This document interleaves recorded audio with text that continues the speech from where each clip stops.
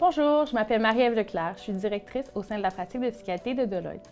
L'objectif de cette courte vidéo de mise à jour sur la fiscalité est de s'assurer que vous êtes informé du choix proposé par la Loi de l'impôt sur le revenu en vertu du nouvel article 10.1 qui traite des produits financiers dérivés détenus à titre de revenu.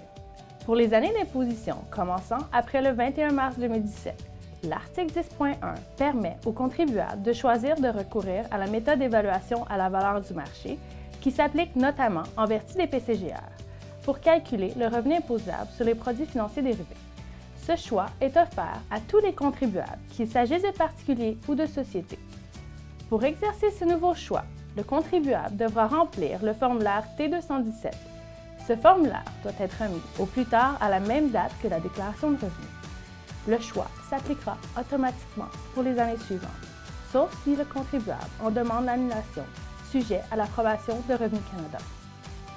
Le nouveau choix est important, mais l'adoption de l'article 10.1 est encore plus significatif en raison de la règle applicable par défaut si aucun choix n'est exercé. En effet, un contribuable qui décide de ne pas bénéficier du choix en vertu de l'article 10.1 doit comptabiliser tout gain ou toute perte sur les produits dérivés selon la méthode de réalisation seulement, sauf s'ils exercent en tant qu'institution financière. Il s'agit d'un changement très important. Un simple exemple, un contribuable dont la fin d'exercice coïncide avec la fin de l'année civile conclut un swap de taux d'intérêt le 1er juillet 2018 qui sera réglé un an plus tard en 2019. Dans les états financiers de 2018 du contribuable, une perte liée à l'évaluation à la valeur du marché de 100 $ est comptabilisée sur le swap. Avant l'adoption de l'article 10.1, le contribuable aurait probablement pu choisir de comptabiliser la perte de 100 $ en 2018 ou encore d'attendre que le swap soit réglé en 2019. Maintenant que l'article 10.1 est entré en vigueur, le contribuable doit attendre la date de règlement en 2019 pour déclarer le gain ou la perte sur le swap, sauf s'il choisit de recourir à la méthode d'évaluation à la valeur du marché. Tous les contribuables qui déclarent des produits dérivés détenus au titre de revenu devraient évaluer la pertinence d'exercer ce choix.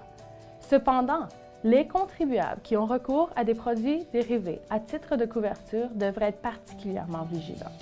Un autre exemple, un contribuable contracte une dette de 10 millions de dollars américains à payer en un an. Afin de couvrir son exposition au risque de change, il conclut un contrat à terme de gré à gré qui prévoit un règlement à la même date l'année suivante. Le contribuable bénéficie d'une couverture économique car tout risque sur le montant à payer est neutralisé par l'opération de couverture.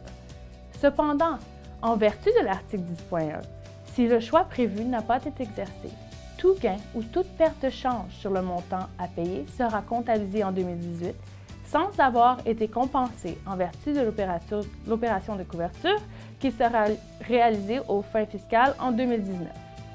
Comme vous pouvez le constater, les conséquences de l'application de 10.1 peuvent être considérables.